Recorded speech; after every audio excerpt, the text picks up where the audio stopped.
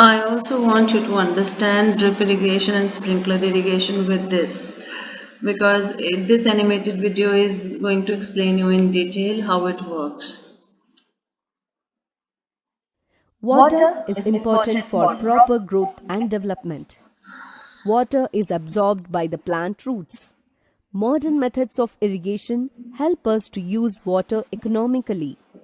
Let's study the sprinkler system and drip system of irrigation. In sprinkler system, the perpendicular pipes having rotating nozzles on top are joined to the main pipeline at regular intervals. Start the pump to pass the water through the pipes and observe. We can see that the water is sprinkled through the rotating nozzles across the field. When water is allowed to flow through the main pipe under pressure with the help of a pump, it escapes from the rotating nozzles. It gets sprinkled on the crop as if it is raining. In drip irrigation, the water falls drop by drop just at the position of the root. Perpendicular pipes having drippers are joined to the main pipeline at regular intervals. Start the pump to pass the water through the pipes and observe.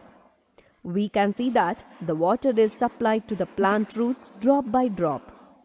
In this way, the modern irrigation system are economical for supplying water to the plants. All right, girls. So, irrigation involves traditional methods and modern methods. Traditional methods versus modern methods, if we compare, then traditional methods are easy to construct. They don't involve much of electricity, but manual labor is more. Plus, they're dependent on natural sources. Even if it doesn't rain, we have to get water from underground regions, and that can reduce the groundwater table also. So traditional methods were used, but they were time consuming.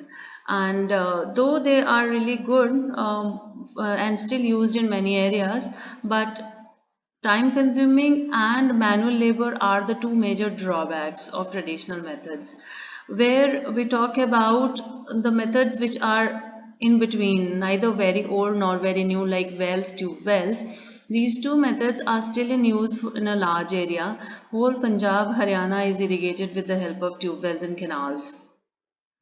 The drawback of tube wells and wells is that it depletes the groundwater at a very large extent, and it needs water from it needs electricity to take out water.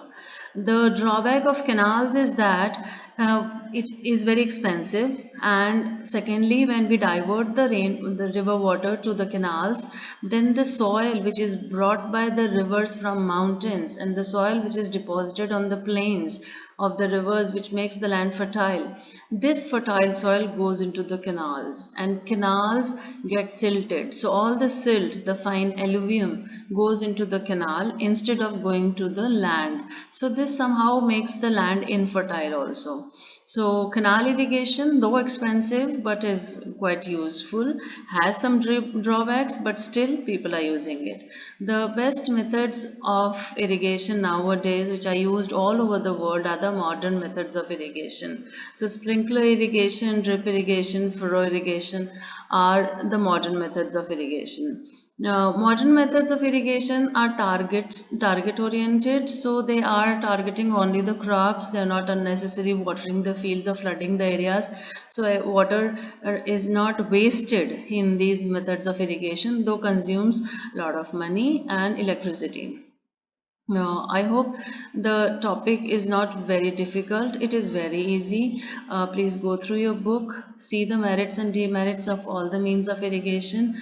And here we finish the chapter water resources. So I hope you have understood water resources and the sources of water like surface and groundwater, then rainwater harvesting, watershed development, irrigation. Why do we need irrigation in India? How farmers grow crops is also very important to understand, and what are the means of irrigation. So that's all about this chapter. And if you have any questions, get back to me. All right, bye bye. Have a nice weekend.